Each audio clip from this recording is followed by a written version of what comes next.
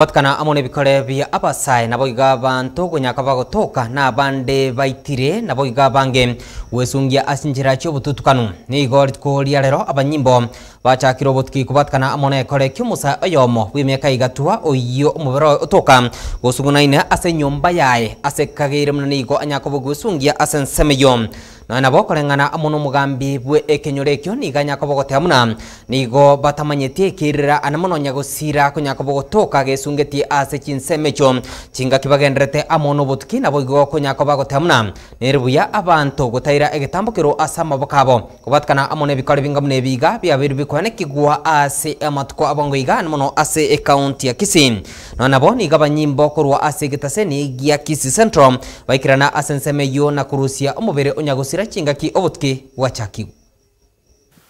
Naweza sema kwamba marehemu John, marehemu Nyakundi Jacob ambaye ameaga amekuwa na shida ya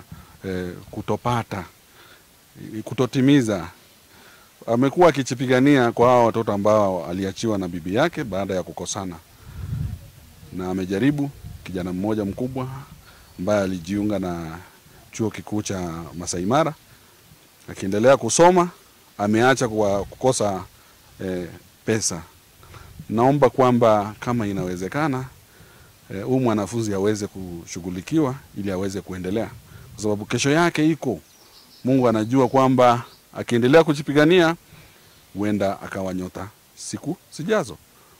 Hiyo ndio ombi langu.